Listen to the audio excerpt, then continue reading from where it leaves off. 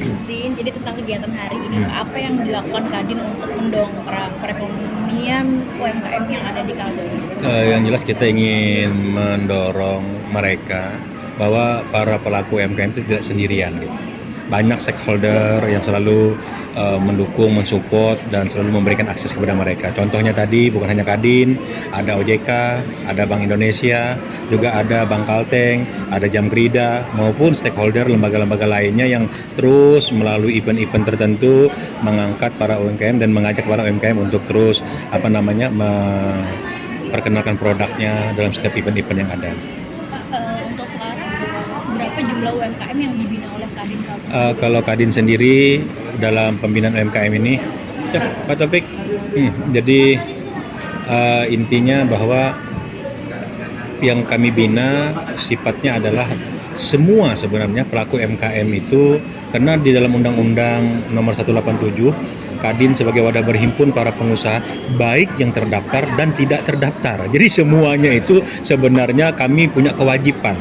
Mereka tidak mendaftar ke Kadin pun kami punya kewajiban membina mereka. Jadi sebenarnya bukan berarti apa, tapi yang jelas bahwa setiap insan pelaku usaha selalu menjadi bagian dari kita. Itu intinya. Pak, informasi apa yang disampaikan kepada pelaku UMKM hari ini tadi Pak, pada intinya Pak?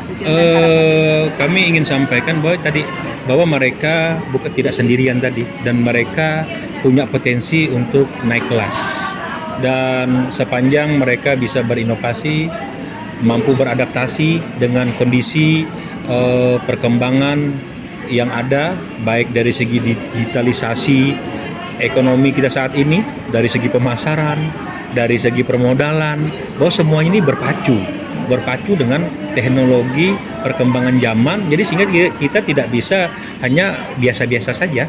Jadi harus selalu beradaptasi dengan ini. Kalau sekarang Pak, kondisi UMKM di Kalteng pasca Covid ini gimana, Pak? Sangat gairah sekali. Kita lihat semasa Covid aja kemarin kita masih bisa bertumbuh ya. Kemarin saya lihat, dan malah banyak muncul para pelaku-pelaku UMKM baru yang merasa ini, dan akhirnya mereka enak juga ya.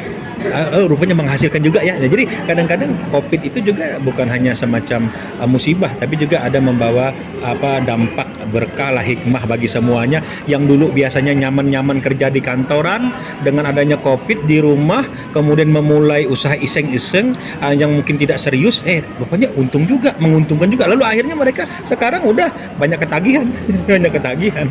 Pak, sebenarnya UMKM ini yang dibina Kadin sendiri itu kalau dari faktor usia kebanyakan orang dewasa atau justru lebih banyak anak muda Pak yang baru-baru saja memulai? Kami sebenarnya terus terang tidak membedakan, cuma hanya memang kami fokus kepada anak-anak muda, generasi muda, para mahasiswa, para pelajar segala macam, bahwa kami ingin mereka menjadi cikal bakal untuk menebarkan virus-virus wirausaha ini, karena kami ingin target 2% dari jumlah penduduk Indonesia itu sebagai prasyarat sebagai negara maju itu minimal 2% dari jumlah penduduknya, bahwa semuanya itu pengusaha gitu.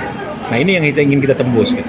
Kalau Kadin sudah ada Ghost to School Pak kegiatannya? Itu yang sudah kita canangkan kemarin ya waktu di ini, dan insya Allah dalam beberapa itu kita dengan OJK dengan juga Bank Kalteng akan turun ke sekolah-sekolah SMK, beberapa SMK yang sudah banyak menawarkan, dan kami ingin menebarkan virus-virus wirausaha ini.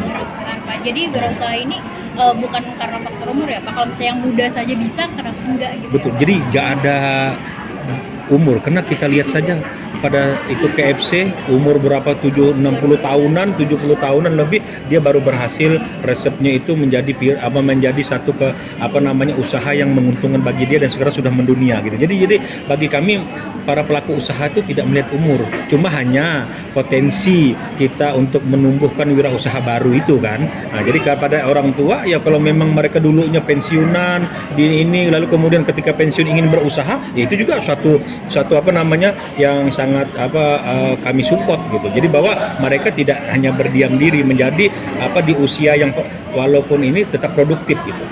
Berarti dalam waktu ini Kadin akan terus ke sekolah ya Pak? Oh iya, sudah kita canangkan kemarin, tinggal MOU kemarin sudah, cuma hanya kita mencari momentum, dan apalagi sekarang kan situasi cuaca kita kadang boleh masuk, kadang enggak kan gitu. Jadi kita juga, karena sifat kami rencananya mengadakan itu sifatnya di luar ruangan. Jadi di halaman sekolah kita mau bangun semacam semangat wirausaha. Jadi kalau berusaha itu jangan menunggu sudah lulus sekolah atau lulus kuliah, Iya. kalau bisa jadi kaya itu masih sekolah pun sudah punya usaha sendiri. Jadi setelah lulus nggak bingung mau kemana ya Pak? Betul, itu harapan kita minimal begini. Mereka punya satu modal dasar dulu, keahlian begitu. Jadi sehingga kita harapkan mereka itu tidak canggung lagi turun di masyarakat ketika melihat mereka udah siap gitu. Jadi dan lagi sekarang kan di SMK bukan hanya SMK, SMA juga sekarang berpacu, walaupun mereka bukan kejuruan, kadang-kadang mereka sudah juga para guru-gurunya kreatif juga mendorong siswanya untuk bisa memulai satu usaha. Saya bilang tadi, memulai usaha itu tidak perlu ini, dari hobi saja. Hobi fotografer. Orang tuanya mungkin punya kemampuan ekonomi, dibeliin kamera, dibeliin apa. Kan hobi. Tapi ketika disalurkan menjadi satu bidang usaha, bisa saja itu menjadi kita menerima orderan fotografi, walaupun mungkin kecil-kecilan ulang tahun dulu, anak lahiran, ya kan, tasmiahan. Ini ayo para guru. Sayang mereka punya modal, mungkin sudah punya peralatan, sudah punya tinggal diarahkan. Kalau obstacle atau rintangan sendiri yang dihadapi UMKM Kalteng sejauh ini untuk berkembang apa sih? Memang yang paling penting itu kita menembus